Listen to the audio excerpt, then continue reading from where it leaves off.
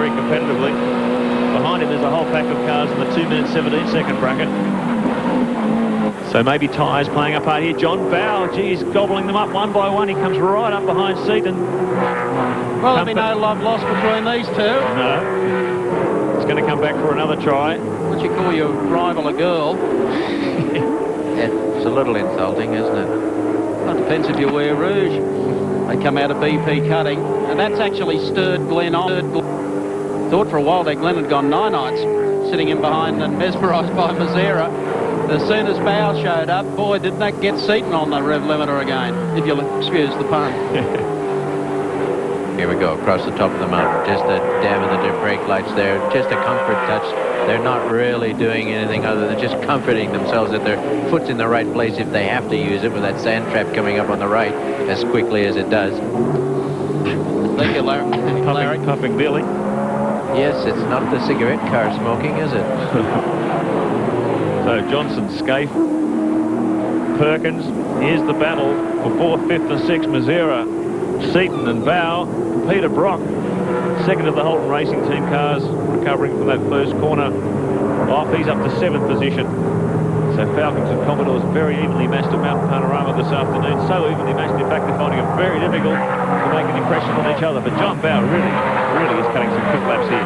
Larry's got quicker since the oil reservoir went down. Lightweight model. Oof. Here we go. They're just leaning, you see, trying to make every bit of that road pay. The car's leaning. It's a tight... Look at this. Look at this. You're going to do it, Glenn. Oh. Now you watch Bow get Glenn here quick. He's got a quicker line. He'll get up on the inside. He'll cut inside. 2/3 distance. We've got 5 laps to go, and what a clever bit of driving that was. Mazzara slowed Seaton's corner approach speed so much that Bow was able to capitalise, and Brock too. So 2 of them go through. Seaton's gets shuffled back once to 2 more positions. I like this racing. The idiosyncrasies of Peter Brock coming out of position 8, and he'll get more competitive as this race goes on. Thomas Mazzara's there, and Glenn's passed more cars and has gone backwards. Well, we can't compliment them for fudging the rules, but we can compliment them on their choice of tyres and the manner in which they're executing the cars around the track. Go board, Castrol Race Cam. Front spoiler of Larry Perkins' Commodore VR. And as these great shots showed in Heat 1, a really tremendous view of a 200-kilometre-hour ride across the top of Mount Panorama. And it just gives you an idea of just how fine these guys are riding the line between concrete walls. They really... Just look at how close those walls are, Mark. This is a fabulous angle, and it might not be exactly the driving angle, but it's certainly what the driver is having to feed around between these walls. Look how close they go there. There wouldn't be 6 inches on the inside of the concrete wall. Look at Scaife there. You reckon he's touching the wall there. Fabulous. Down on a Conrad, a great thrill for every driver that ever gets on a Conrad. You just look down there, you can see practically to Sydney. Phillip, you're heading in the wrong direction, son. Orange, yeah. I got my directions wrong. Okay. Look at this, and a kick to the right. 7,500 RPM, 280 clicks. Yes, they choose their diff ratios just to make it peak at that spot on the track. Whatever else they locking up. Mazzara locks up big time, and Bow capitalises on it. Will move it. Brock, meanwhile, tries to move up on his teammate. Thomas isn't having any of that. Let's see if Thomas squeezes them on the inside of the racing line once again. Mazzara wants his slice of the action, as does Seaton moving back in. Hey, are you lonely? You got to be joking. Oh, I just thought you might have been busy for a while.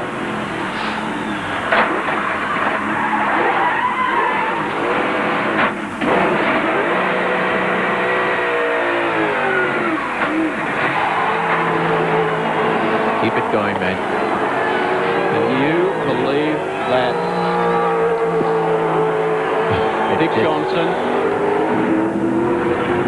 straight into right at the end of Caltech's chase, went in, just lost it, and he's back now in the clutches of Glenn Seaton. Oh, he's damaged his rear wing too. I think he might have clipped the wall there.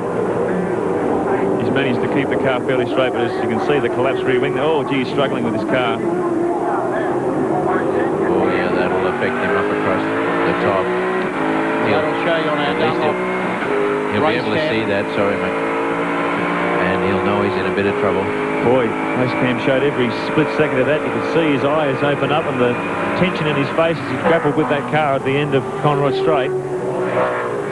Do you think he hit the wall, or did that break before and cause him to spin? Good point, At Alan. the speed Good that point. he was going, because Yep. it happened so quickly. Yep. I can't believe the way we always talk to Dick. He certainly wasn't bothered by us having a little chat, and you saw the look on his face, and it was just what's gone wrong. I think it's broken. I think you're right. On the approach to that fast chicane. How things can change in a race at Mount Panorama. Mark Scape, the Australian Touring Car champion, and the man who wants a win probably more than anyone else, with the exception of Larry Perkins, now leads this one. Perkins is second, Bow is third, then it's Mazzira, Brock, Seaton and Johnson runs in seventh. As they said with Larry won't give up this one easily, although had Mark having got by him as an indication that he wants to continue there. So Yokohama in front for the first time this weekend, followed by the Dunlops on Perkins' car. Another Dunlop car, John Bower. Zero the first of the Bridgestone cars ahead of Brock and Seaton, also on Bridgestone. Johnson back to seventh now. Alan Jones up to 8th. Tony Longhurst in 9th. But geez, there'll be some serious investigations into that wing, Alan. If that has collapsed on him at 280k, they want to get that situation sorted out pretty quickly. So Have a look at it. Dick Johnson just talking to his pit crew there, and I think he just said it broke. Dick, we were just talking to you. We felt sorry that we might have put you off, but it looked like the rear wings collapsed on the car. It certainly has, Michael. And I tell you, it's like a fly swat without it. I can give you the mail order. Did that just break? Did that just break as you turned into the chase, Dick? Well, it just shows you what these things do to a motor car, you know. There's not much I can do but cruise around now because it sort of kind of wants to swivel on the radiator drain plug. Looked like you had your heart in your mouth for a few split seconds there, mate. Oh, that's all right. I still don't mind having a chat with you while that's happening. I thought I'd put the muckers on you once and for all. No, mate, if I feel the pain, I want you to feel it too. Oh, I did. Well, we did. I don't believe this, you know.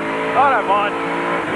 There's not much I can do about it. No, it's a philosophical outlook. You've given us a great ride today. Mate, one of the things I said to myself at the beginning of this year, if you get upset about anything, the only one that gets upset is you, so why bother? Yes. Well, you're taking the champion approach, mate. That's what you are. Thanks, Dick.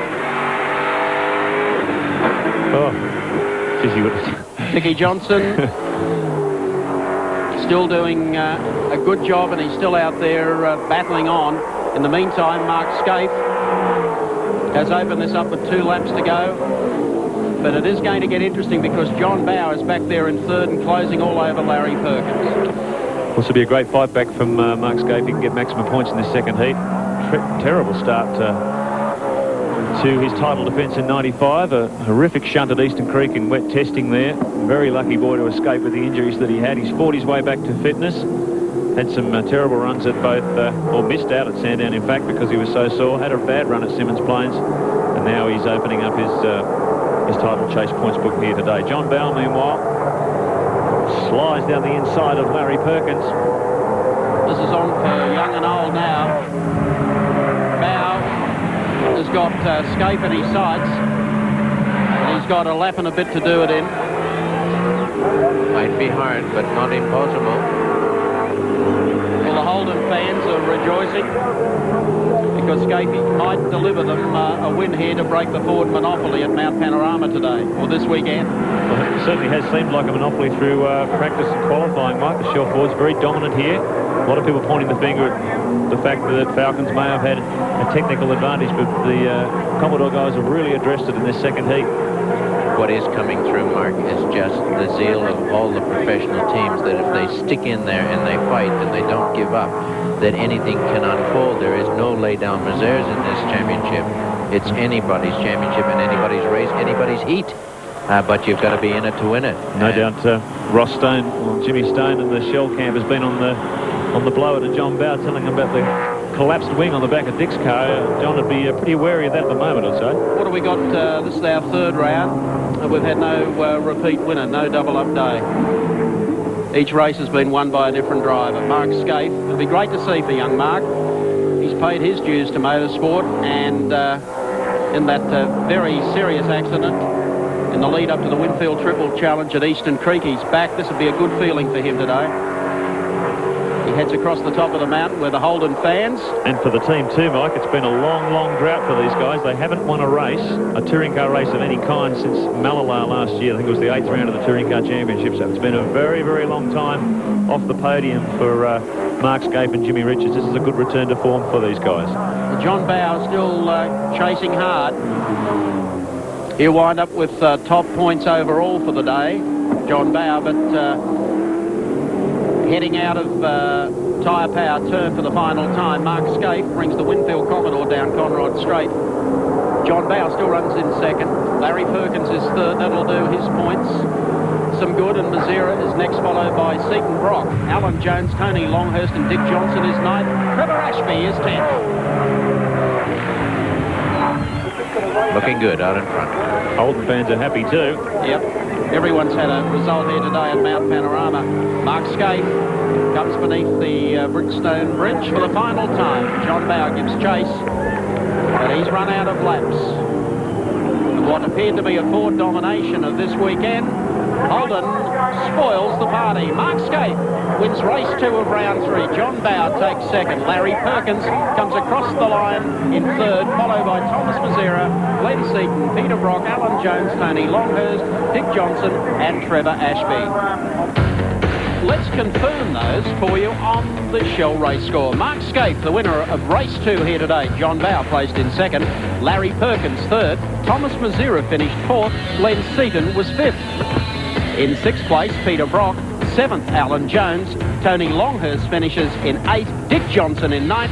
And Trevor Ashby 10th. We'll be back at the Mount in just a tip. Winners are grinners. This is round 3 of the Shell Australian Touring Car Championship. 3rd place, congratulations, Larry Perkins. Thank you.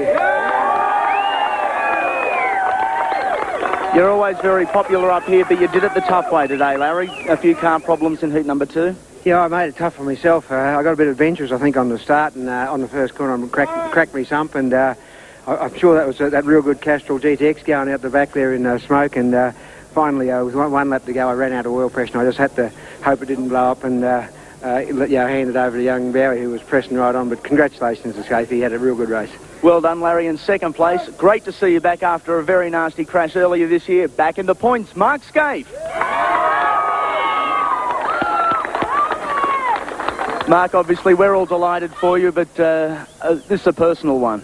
Yeah, no, it's great. It's obviously great for the team. The boys have worked very, very hard, and, with the incident with Jim on Friday, we've only had to run one car this weekend. So the guys have worked especially hard, and, I hope this is a good sign for the rest of the season for us. We certainly do too. Congratulations. In 1st place, there was certainly no doubting it. A few problems in heat number 2. Congratulations, John Bow. At this stage, I'll ask Ross Brodie, the motorsport manager for Shell, to present John with the winner's garland and the trophy. John, a very busy day at the office, a lot of fun out there, and this V8 racing is extremely close. Well, Andy, it's fantastic. It's a great effort by the team, but I'd like to dedicate this win to the memory of Greg Hansford, who had some fantastic victories here. He was a great bloke, and we all miss him very much. John, very well spoken. We congratulate you. We congratulate Shell, FAI and all your sponsors. A tremendous job. The 3 winners here. Let's have a look at the points after round 3 in the 95 Championship. Thank you, Andy. John Bow leads the championship points table on 104. 79 points, and running in second is Larry Perkins and the Castrol Commodore. Then Peter Brock on...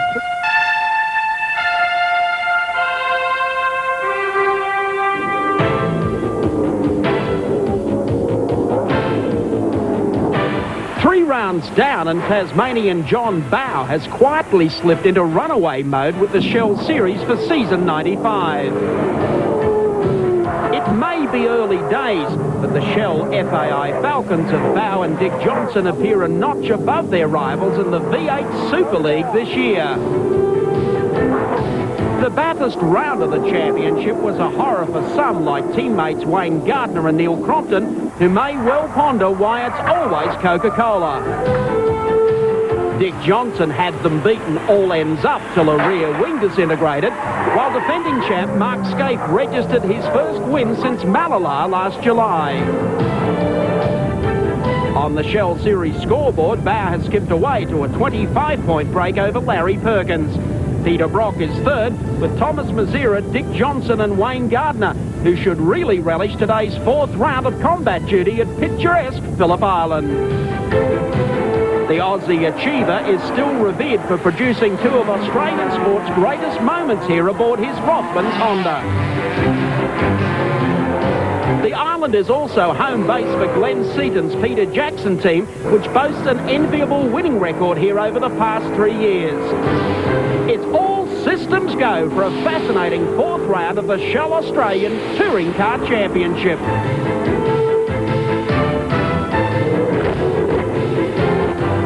Proudly brought to you by Shell, Tui's, and Mitre 10.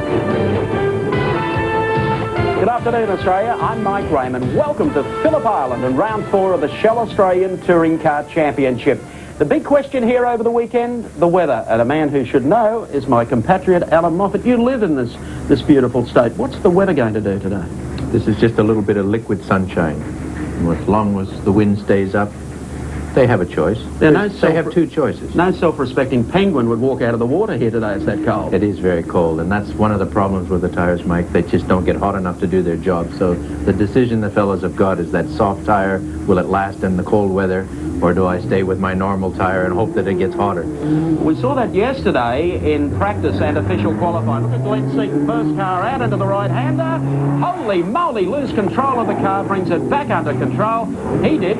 Mark Scaife had similar problems, skating out on the grass. And then only a second or so later before qualifying, Seaton went round again in the Peter Jackson number 30 car. John Bauer locking up the brakes, going out to sign the Marshall's autographs. Everyone had problems in qualifying, with the exception of Glenn Seaton. Look at that for a time, a 1:33.96. 1 second faster than Thomas Mazera, second fast qualifier, and the man who'll share the front row with him today. Row number 2, Alan Jones in the Peter Jackson Falcon, and the perennial favourite at Phillip Island, Peter Brock in 05. Row number 3, on the inside is John Bauer, the Shell Series leader, and his team partner Dick Johnson in the Shell FAI Falcon. Row number 4, Wayne Gardner in the Coca-Cola Commodore, and Mark Scaife back in the pack just a little in the Winfield Commodore. And rounding out the top 10, Tony Longhurst in the Castrol Falcon and Larry Perkins in the Castrol Commodore. Qualifying is one thing, the draw for the Peter Jackson Dash is something else. John Bauer was looking for a 1 here today. It didn't go to him. It went to AJ. Well, Alan Jones, gee, it's a good weekend for you. Third on the grid, now you take another 2 jumps up. Well, things are going right at the moment. I'm a bit worried. It's going to be a bit of a tyre battle here today. I think the weather, a real lottery. Yeah, that is going to be the problem. It's going to be about who's on the right tyre at the right time, because the weather's changing so often that really it is going to be, at the moment, we don't even know whether to go on grooves, slicks or wet. So that's going to be what it's all about. And there's John Bauer, the Shell Series leader, car number 18, who has drawn the front row this morning with Alan Jones. But Alan Jones on the warm-up lap just a few seconds ago has gone off the racetrack into a bank. It has slid off the racetrack, hit the grass. You've got no control over the car whatsoever. And Alan Jones has embedded the number 35 Peter Jackson Falcon in the tyre wall just on the approach to Lukey. Let's take a look at the lineup for the Peter Jackson Dash this morning. Alan Jones was to have started on pole, but that row now, the front row, will be held squarely by John Bauer in the Shell FAI Falcon. Row number 2 will be Tony Longhurst in the Castrol Falcon and Mark Scaife in the Winfield Racing Commodore. Row number 3, the inside, is Thomas Mazera, very fast here over the last couple of days, and sharing that line with him will be Dick Johnson. Row 4, Larry Perkins, the Castrol Commodore, and Glenn Seaton, fast qualifier in the Peter Jackson Falcon. And row 5, Peter Brock, the perennial favourite here at Phillip Island, and Wayne Gardner, who knows this circuit well. It's about set to go now as we take our Castrol Oils race cam inside Larry Perkins' car. Tony Longhurst ahead of him. John Bauer, the open front row. Off the line, Bauer gets away smartly, and actually it was Thomas Mazera who tried to get a split between them as they go beneath the bridge. This is the charge of the Wild Brigade coming down the hill to the right-hander. Half of the track is wet, A little of it is dry as they scarper into the right-hander, and a very good start there from Mark Skate. Yeah, he really did, Mike. John Bow was good off the line, but just seemed to falter a little bit, and Scape has come through from the second road to really get going there. Thanks to the dash draw, we've really seen a mix-up of qualifying form here. The Dunlop and Yokohama runners have been struggling a bit this week, but here they are, 1, 2, 3 at the front. And the Bridgestone boys on a big charge. Larry Perkins there in third. We've got Thomas Mazzera and the first of the Shell cars picking their way through the spray. Look how wet it is. Plenty of rain on the track still. Up to their first really savage braking corner here, a right-hander at Honda, and all being a little bit timid. We wouldn't blame them for that. This has been a miserable weekend. Oh, there goes one of the slightest tap Dick would have had turn in, and just the slightest tap there, and it unsettled him, and he was gone. So it just shows how it's really like a skating rink at the moment. Very just on edge, all of these fellas. So Mark Scape in the Winfield Commodore starts to get away from John Bow. Then it's Larry Perkins in the Castrol Commodore as they head up towards Lukey Heights. That's where Alan Jones went off in the warm-up lap. Straight line speed won't bother these guys so much. The tires will take care of things for them in a straight line. But 1,300 kilos in the corner still needs a lot of tender, loving care. 1 lap completed, 2 to go. Mark Scape as John Bow ranges up alongside into the right-hander. Brave move this on the outside, but can he find the inside edge? He goes straight down, caught a bit of the dirt and the dust on the way in. Not too much dust, more dirt, and wet dirt at that. So John Bow, in car number 18, the man who leads the Shell Australian Touring Car Championship Series, takes over the lead from Mark Scape, and Larry Perkins still sits there in third place. John Bow now in control.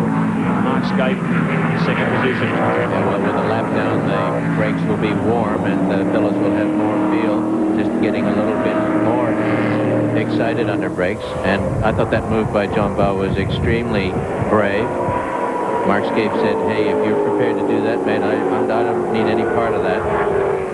Tremendous level of commitment by these guys. As you say, 1,300 kilos as we go with Castrol Race Cam. Just show how hard he's working. Here goes the outside escape as they come over Lukey Heights. Hard under brakes. Let's see if he can make any ground here. Escape goes a fraction deeper, and he's got him covered. Tries to get the power down. Look at this. Well, sideways, the exit to that corner. You can hear the wheel spin. Larry's V8 revs high, and he's not making that much progress. He's working him over, actually, Mark. He really he's giving Scape something to think about here. We may have seen Bow get down the inside of Scape. Actually, I think Mark may have even backed it off a little too much there. And here comes Perkins. Sits at the draft, pulls out. There he goes. Lightning Larry passes Scape, who led the race downhill, and coming in for the run as they take the last lap is Thomas Mazzera in 015, who goes straight around the outside of Mark Scape. Seat moves up as well as they go into the next left-hander. Once again, they head up towards Lukey Heights. John Bow leading them up here for the final time. He'll be glad for 3 points, Mike. Not throwing away any chance here for the 95 championship, John Bow. Well, the draw has worked well and truly to his advantage today, starting off the front row and looking good for 3 points. Jones went out even before they dropped the green. Heading up to the final corner now, so John Bow has opened that gap. Little dry spot coming up on the racetrack as they make the turn through here and the run down the finishing straight at Phillip Island. So Bow, car number 18, the leader in the Shell Series, picks up 3 more championship points as he gets across the line to take the victory. Second will go to Perkins, third goes to Mazzera, followed by Glenn Seaton. Let's confirm those placings for you now on the Shell race score. John Bow, the winner of the Peter Jackson Dash. Larry Perkins finished in second. Thomas Mazzera third. Glenn Seaton, a good move from the back to finish in fourth. And Peter Brock rounded out the top 5. And congratulations to John Bow, the winner of the Peter Jackson Dash this morning. And that increases his lead over Larry Perkins by, I think, about 20 or 29 points in the Shell Championship Series. And today at Phillip Island, a first, a second dash, a dash for privateers. And this magnificent Privateers Cup goes on the line for the top 8 guys that you see a little of on television. And here come the cars now for the first round of the Privateers Cup. Today it's the Parramatta Raceway Dash. And it's Trevor Ashby who has drawn the front row in the Lansvale Smash Repairs Commodore VP, and Mark Quill in the Langley Motorbody Repairs entry. Row number 2, John Trimble in the Daily Planet, and Paul Romano in the Holden Commodore VP. Row number 3 is Chris Smurden and the Anderson Consulting Commodore, and Tony Scott and the Pinnacle Commodore VP. And row number 4, 49, David Attard and the Alcare Air Conditioning Commodore, and 62, Wayne Russell, the Roadchill Express Commodore VP. Privateers, the guys that you don't get an opportunity to see all that often in the main events. These are the guys who really put their money into the sport. Only marginal sponsorship, and 4 of these Privateer Cups. And we're indebted to the Theatre of Thrills in Sydney, David Landers Parramatta Raceway, the first sponsor of the Privateers Cup here today at Phillip Island Motor Raceway. Trevor Ashby on pole in the Dulux Auto Colour. Lansvale Smash Repairs car, Mark Poole alongside.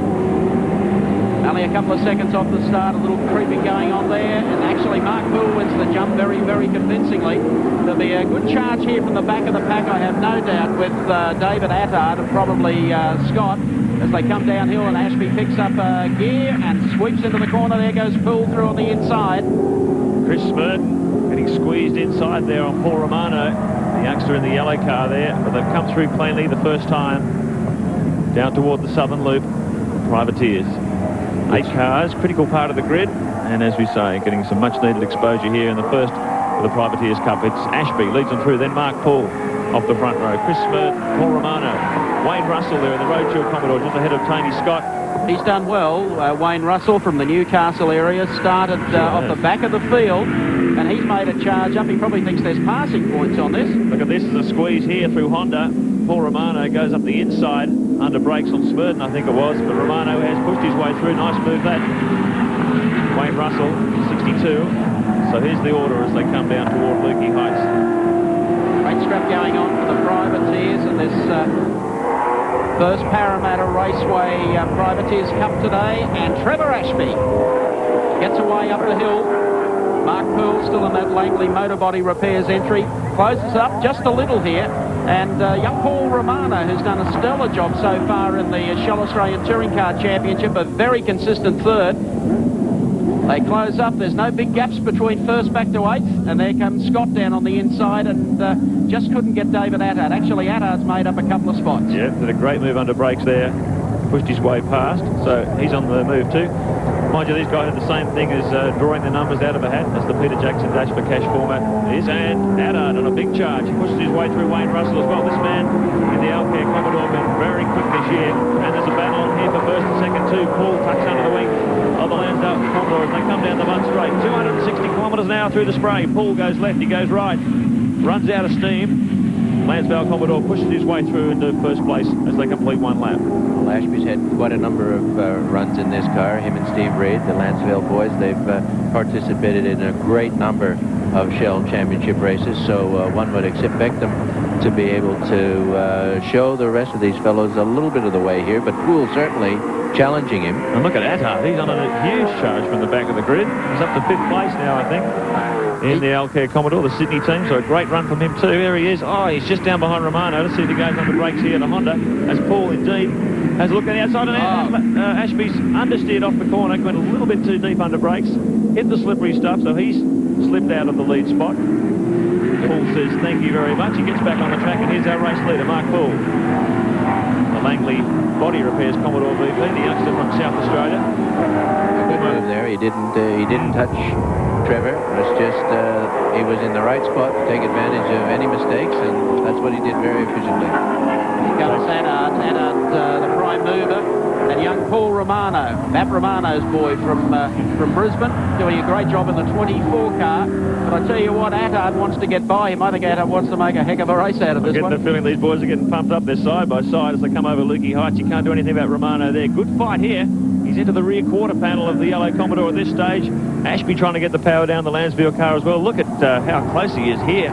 They come onto the main straight for the... I think he's serving notice. Yep. As he swoops by here on this left-hander. He's going to wind her up and just... Good pressure driving here from Romano. He's got Attard filling up his mirrors. Attard goes down the outside. Last lap here. One more chance for Attard to sweep around the outside. Let's see if he can do it. Smurden, second position. Romano coming under increasing fire from Attard. Ashby can't do anything about Attard at this stage. They've had a great scrap in this opening race. There's Ashby tried to get down on the inside and see what opens, but nothing did. Trying to recover and How close do you like it? The thing is, these guys race this way quite often throughout the Shell Australian Touring Car Championships because the action at the front is difficult to cut away. And look at it here, Haddad, even more progress, pushes his way through Romano. This is aggressive stuff from the Sydney-sider. Great effort too. Nicely turned out BP Commodore there by Bobby Tyndall, the sports sedan racer. They're doing a great job. This has been good. Oh, there's going to be tears, two of them. The Holt Precision Driving team almost spinning in perfect unison there. No one touched, fortunately, so David Attard and Paul Romano go off. Chris Smurden, in the meantime, is right over the tail here of Mark Poole in the Protec Commodore's car, the Anderson Consulting Machine, as they head up Lukey yet again for the final time. This is a great run from Smurden. This is the car that Cameron McConville shed. Oh, and Attard's in trouble. You can see on that shot quite graphically how the rain's coming down here. It really has loosened up the surface. Maybe that'll be a tough day, Mark. It really is. They show us, and you can see they got themselves in on the dry line over here on this end of the circuit, and it's pouring down towards the ocean. It's so hard for any driver to pick this kind of traction. It's just impossible. Well, they're coming down to the final corner now. Mark Poole from South Australia, the Langley Motor Body Repairs Commodore VP, will come booming out of here with rain lashing the circuit. The checkered flag is out. Just look at the flags, the way they're blowing. Smurden's going to pick second up out of this as they head down the front straightaway towards the checkered flag. And Paul Romano will probably pick up third place. No, it's not actually. It may even been Trevor Ashby that got up. But there's the winner, no doubt about it. It's Mark Poole in car number 38. Well, happy scenes here in Victory Lane for the first Privateers Cup. Trevor Ashby, we thought he had it. He went off the grass. No doubt about Chris Smurden, who was there all the way. But the winner, Mark Poole. Mark, congratulations for the first one. Great to see the recognition. And a bonus cheque also from the sponsors of the event today, Parramatta Raceway, for $1,000. Good way to get started on the day, eh? Yeah, it's a great race, actually. Thank you very much for Parramatta Raceway and Channel 7 for giving us this opportunity. And, yeah, we had a great time. Thanks. Don't you spend any more time on the grass, will you? No, I'll be trying to stay right off the grass today, yeah. And thanks for a good race as well, Chris. You're right in there. Thanks, Mike. Yeah, well, I'm chasing the South Australian here, so South Australian finished 1-2 was great for the day. Thank you. Well done, a happy scene. Let's recap those placings for you on the Shell scorecard. The winner of the Privateers Dash, Mark Poole. Second spot went to Chris Smurden. Third to Trevor Ashby. Fourth to Tony Scott. And rounding out the top five was Wayne Russell. Tooheys have done something. Oh, yes. Phillip Island. They're grazing and surfing here. And there's a lot more people to watch these cars. The V8 Super League Tourers at the island today. And Thomas Mazzera, who shares the front row with Glenn Seaton. Brand spanking new car from HRT. Glenn Seaton, the number 30 car, the Peter Jackson Falcon, pole position, 1 second faster yesterday. And Glenn, of course, carrying a little bumper. See that? Speed hump ahead. That's a little message for Dick Johnson, who in the papers this week was comparing the personalities of drivers and suggested Glenn had the personality of a speed hump. Glenn responded by out-qualifying Johnson yesterday and by 1 second. Let's have a look at the lineup today for round 4. Glenn Seaton on pole of the Peter Jackson Falcon at 1:33.96. Thomas Mazzera in the Mobile Commodore at 1:34.95. Row number 2 is Alan Jones, the second of the PJ Falcons, and the perennial favourite Peter Brock in the Mobile Commodore. From row 3, car 18, John Bow, a little bit further back than you'd expect. 17, Dick Johnson, his teammate. Row 4, car 4, Wayne Gardner, and number 1, Mark Scape. Row number 5 is Tony Longhurst, the Castrol Falcon EF, and it's the Castrol row number 5, Larry Perkins there in the Commodore. And row number 6 is Jimmy Richards, the Winfield Commodore, and Neil Crompton, the second of the Coca-Cola Commodores. Row 7's Tony Scott, privateer in the Pinnacle Commodore, with car 49, David Attard, alongside in the Alcare example. Row 8, car 24, Paul Romano, and 38, Mark Poole. On to row number 9, it's Trevor Ashby in the Lansvale Smash Repairs Commodore and Chris Smurden in the Anderson Consulting Commodore. Row number 10, John Trimble in the Daily Planet and Mark Larkham, the Mitre 10 Falcon, having a run today. And row 11, sitting there all by his lonesome, is Wayne Russell in the Roadchill Express Commodore. There's the beautiful number 10 Mitre 10 entry of Mark Larkham. Unfortunately, it's on a tow hitch at the moment on its way back to the pits.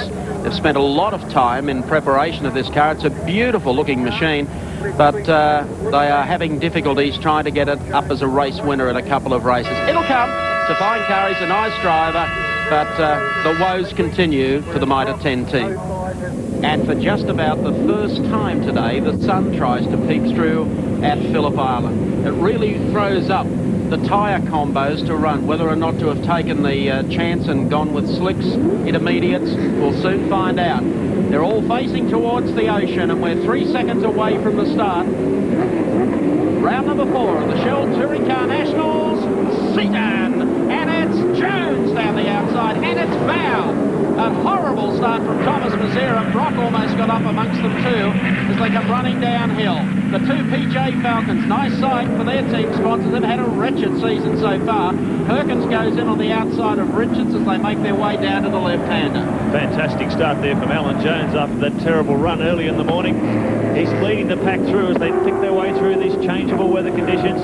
Track's been changing all day, and there's a whole new scenario for them here. Look at the pack as they shuffle through the back part of the circuit up toward Honda Corner for the first time. And a good start there from a couple of the privateers who are up amongst it. They haven't left anyone behind today. There's Thomas Mazzera coming back on the inside of John Bow. Horrible start. Bow gets sideways on the exit. They run down to the left-hander. Beautiful car, this new HRT Commodore. Very fast here over the past 2 days. And, of course, John Bow has been the man who has dictated the pace in the championship series so far.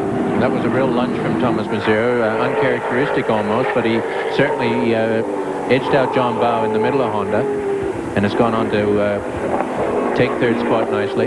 Track fairly dry. I don't think there's no rooster tails, which is an indication that a lot of the fellows, if they chose slicks, are not in trouble at the moment, but the skies are so gray, anything can happen throughout the race. Johnson making a move there on Larry Perkins. Rocky up amongst them as well. They'll be coming in to reel off the first lap. And just look, this man is on the move. Just absolutely pounced as we take the front of the Castrol Commodore, and Scaife sneaks through with Brock as well. Larry quite slow out of that corner onto the main straight the first time around, but it's Alan Jones in control here in car 35. His teammate Peter Jackson in second.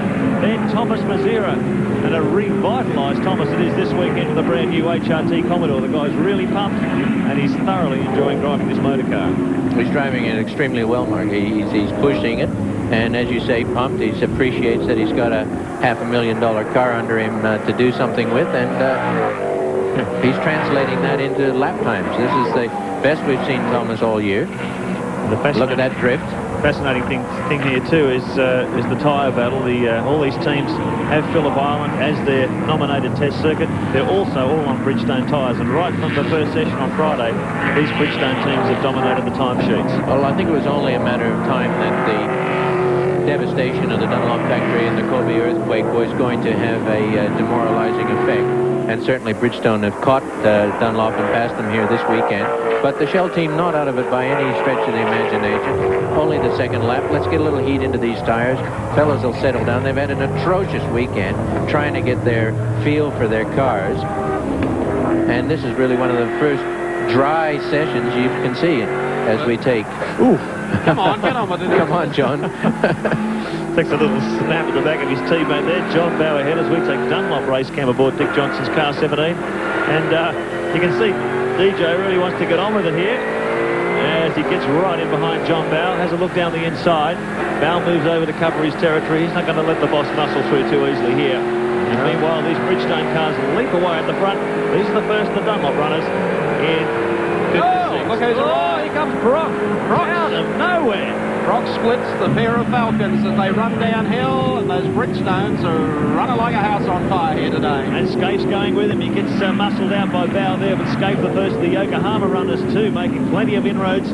Both the Yokohama and Dunlop teams wanted the conditions to be dry, and boy, at the moment it's fallen into their lap. The track is dry, conditions still pretty cold, but boy, the cars are performing very well in these conditions. I'd say Johnson would be filthy about this. He was making the move on JB. JB held him up, and the rest of them got him under brakes. So Thomas Mazzera closes up behind Glenn Seaton in car number 30. Alan Jones is running away with this early in the piece. I don't know whether they'll be able to bring him back to the pack. In the meantime, Glenn defending rather solidly second place. He is defending it too, and this will be taking his mind off the job. He set fastest time ever in his career down here to take pole But here's Mazzara hounding him. I'll tell you what, last time around, Alan Jones 2 seconds faster than this pair, running within a tenth of a second of each other. So Jones has really got the pedal to the metal, as they say, and running away at the front. But Peter Brock, tremendous charge here.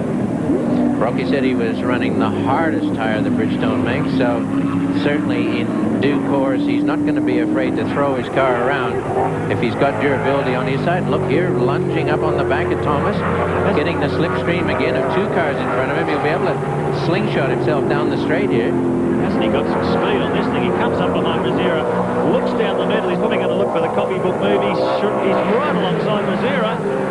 No shortage of horsepower from 05. Good exit from the corner onto the main straight. He tucks down inside his teammate up behind Glenn Seaton, so he takes over 3rd position.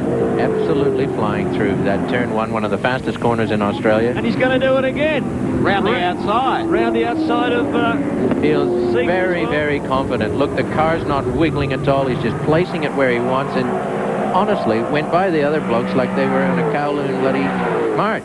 Well, the John Bowers in for tyres, whatever he had on out there, obviously and painfully was not working. So he's had to come in as Mark Scaife comes up and says, look at my tail! And Thomas says, yeah, great, see mine? They're over in the dirt. One of them, one of the HRT cars was in the dirt. Well, Johnson did a terrific, Scaife did a terrific job to hang on to it there. He gives the HRT car a little tap into the bargain. Johnson tried to capitalise, but Scaife, tremendous recovery there out of Honda corner. The thing I like about this, some of the other categories of motorsport rely on PR. And look at Tony Longhurst. The 5 leaders do it. And Longhurst actually had a slide off in the warm-up lap, and I wouldn't be surprised if he actually started towards the back of the field. So they come downhill again. Scaife comes down under Thomas Mazzara, who tries to come back. Johnson said, no way. Well, Mazzara's fading. There's no doubt he's not running the way he was. He may have an engine problem. I don't know. There was a difference in the tyre setup. Thomas went for the softer of the 2 Bridgestone compounds. He's coming into the pits now, so he'll probably change to the harder compound that Brocky chose for this first heat. So Brock now in the box sees he tracks down. This is the battle behind, and Mark Scaife comes to increasing fire from Dick Johnson as Dunlop Race Cam shows you quite graphically.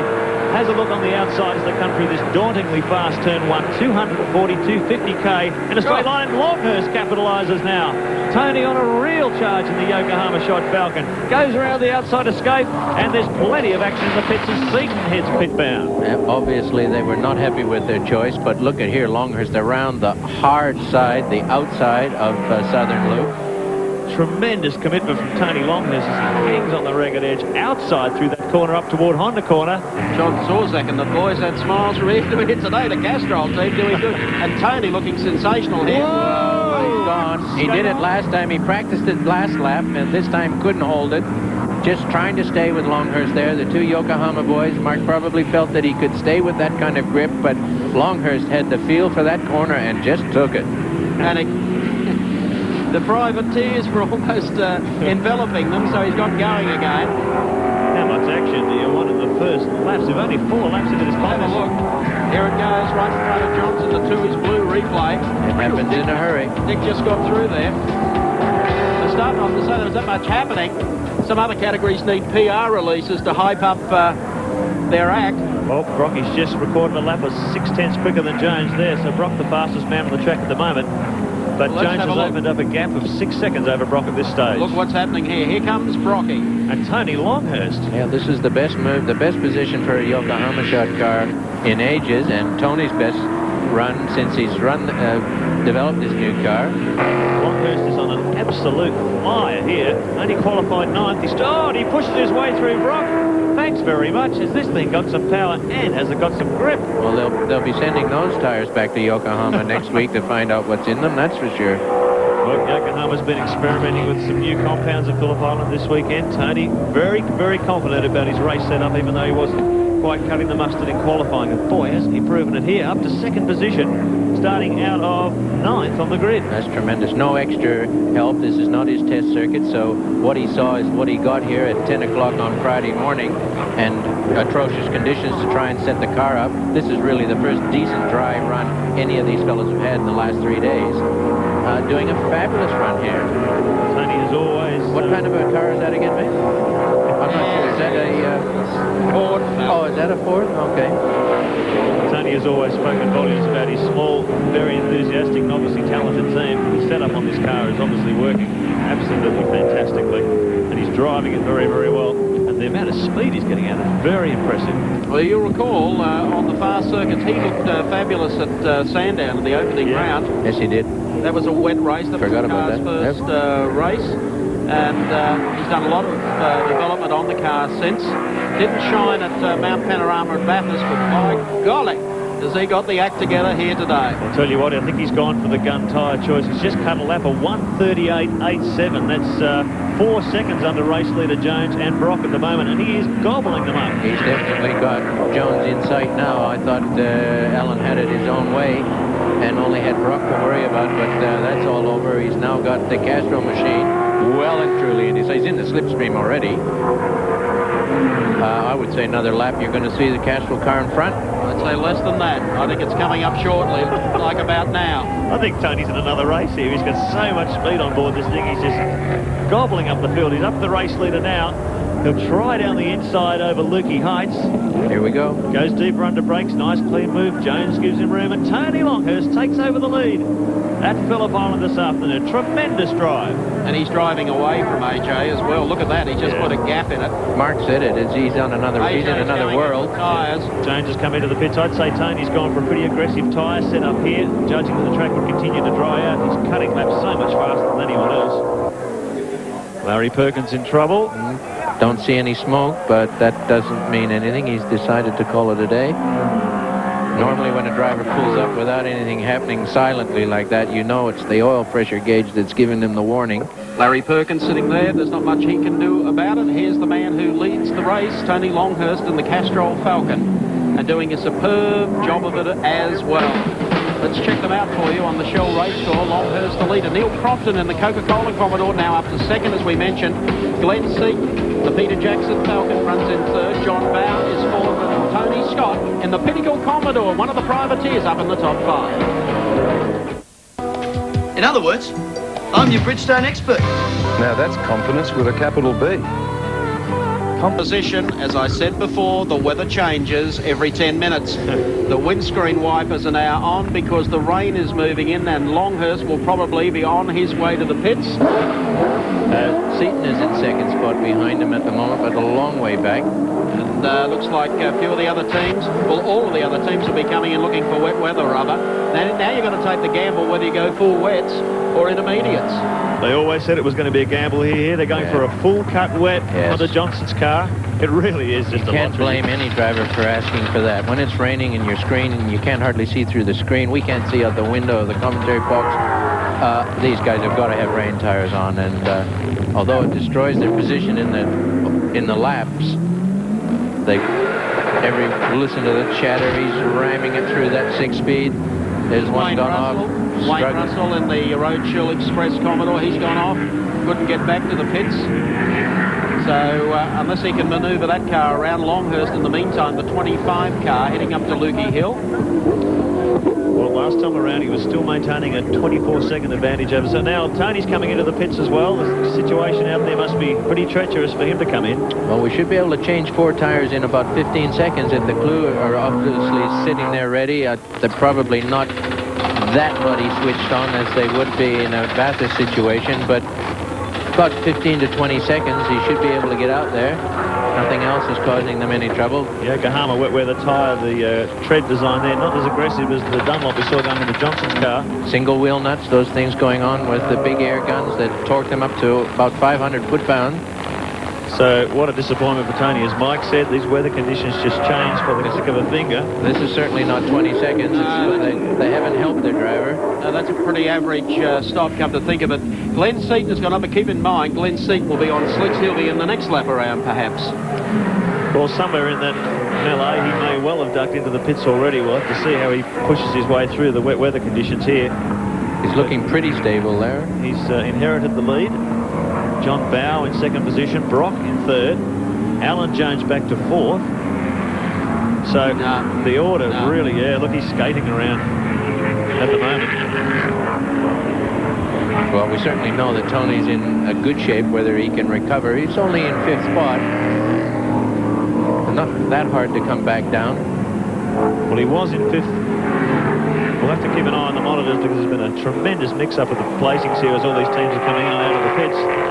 And we'll know the next time the transponders go across the line, we'll pick up their positions. But Seaton definitely is the leader of the race at this stage. John Bow going a little bit wide there. He obviously taking up every millimetre of the real estate available to him. The windscreen one looks like it's about to come off. It's working so hard there. It's keeping the water off the screen. Look how fast it's going. Absolutely Jet Ranger windscreen wiper. Got the headlights ablaze too. The conditions getting continually darker here. Ross Stone prepares these 2 shell cars, always does an immaculate job. There's a fabulous team behind him naturally. But when you think how many Shell Championship races we've had, 2 cars prepared for each one of those rounds. I got news for him. Super team. Phillip Brock is just gaining hand over fist on him, and I don't think it'll be too long before he's back on his tail again. Yeah. Well, this is going to be real exciting because it's getting darker and darker. Back into the pits for John Bow, second tyre change. So Bow goes into the pits, Brock goes high. He will now move to second. Jones will come up. There's the race leader is in. Glenn Seaton, so that puts Peter Brock in front. John Bow comes into the pits as well. Trying to keep up with all these tyre changes. They always said the race was going to be like this, Al. Well, just keeping them all mounted, Mark, the number of wheels. These wheels are all imported. They're $1,800 a piece. Beautifully made. In the case of the Speedline wheels on the Johnson team cars, made in Italy. Glenn Steer, our pit cameraman, doing a fabulous job. They're catching all of the pit stops as he heads back out again. And golly gee, look who's in front. Do we know this fellow? What's his name again? Whoops. Well, now, the only other... Mark Poole, the man who won the Privateers Dash earlier this afternoon, just out in the grass there, and you can see how slippery it is. He just can't even drive off the grass. So little grip with these tyres. Peter Brock. He's 05. He's looked through plenty of rainy windscreens in his career. Well, the man who's running 4th on the road at the moment, Trevor Ashby, the Lansvale Smash Repairs, Dulux Auto Colour, number 3 VP. Just look at the gale force winds here now.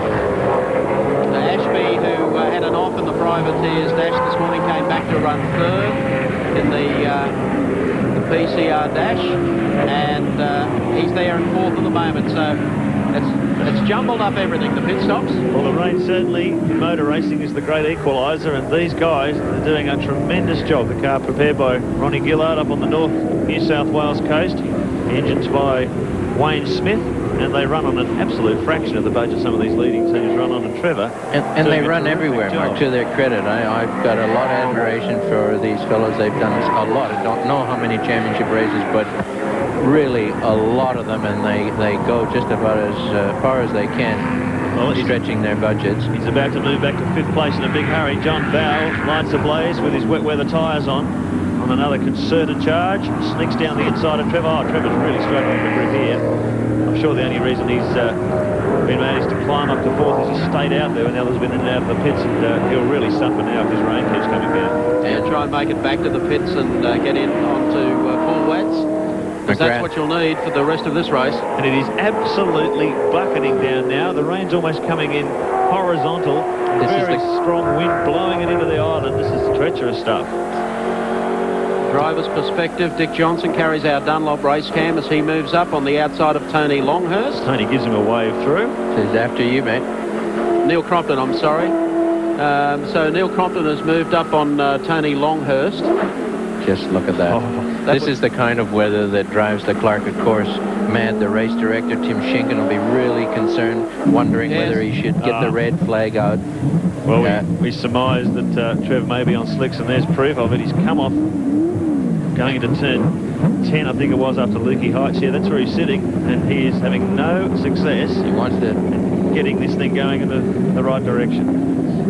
Well, he's reversing. He can keep reversing. He'll drop into the ocean if he keeps going that way. Here's Alan Jones. He's come in for a set of full wets. Well, these pit crews certainly getting mid-season tire changing practice. Oh, here's a nasty one. Yes. We've had 3 of them on. Wayne Gardner, it looks like one of the Holden cars. Can't tell whether it was Brock or Mazera. And I hope that's not the brand new HRV car. 015. And Chris Smurd, goodness me, it is Thomas. Yep. Thomas has gone off. What he wanted to avoid at all costs this weekend, he told me yesterday, is to put a mark on this car, and he's put plenty. Oh, and Mark Paul, there's 4 cars. I wonder if someone's dropped some oil here, or it's just the intensity of rain. Yeah, just they've all aquaplaned right off the circuit. Here's Mitre 10 as well. Mark Larkham in trouble, and there's more cars on the grass and the fence at the moment than there are on the track. The rain has just opened up. It's an absolute monsoon at the moment. Even with rain tires, at the speed that these cars are capable of. And we've just heard from race control, there it is, the race has been red flag. It's the only thing they could do under these circumstances, really. Once you start aquaplaning, even with rain tires on, you do have an accident waiting to be. Well, the race has been stopped 14 laps down. Shall see. Neil Crompton, one of the few survivors. That's the decision of the race director, Jim Schenker, and he's had plenty of these occasions to know that caution is a wise move. And medical officers very quickly on the scene here at Phillip Island, and Thomas Mazera on the stretcher about to be put into the ambulance. Thomas climbed up on the bank, and but he's impacted heavily against, we believe, the tyre wall there. Not sure whether or not he came in contact with another car. So as a precautionary measure, they're taking him to the hospital. There you have the what remains of a brand spanking new Holden Racing Team Mobile Commodore that commenced racing this weekend, and Thomas Mazera on his way to the ambulance, and they'll take him in for observation. Let's check out with the race declared on lap number 13. The finishing order. Peter Brock declared the winner of the first leg here today. Alan Jones places second in the Peter Jackson Falcon. His team partner Glenn Seaton third. Then it's Trevor Ashby in the Lansvale Smash Repairs Commodore. Tony Longhurst fifth in car number 25. Sixth place going to car number 18 John Bow, the Shell Falcon. Seventh to car number 7 Neil Crompton, the Coke Commodore. Eighth place to Tony Scott on the Pinnacle Motorsport Commodore. Ninth to Paul Romano, the Holden Commodore. And rounding out the 10, Wayne Gardner, car number 4.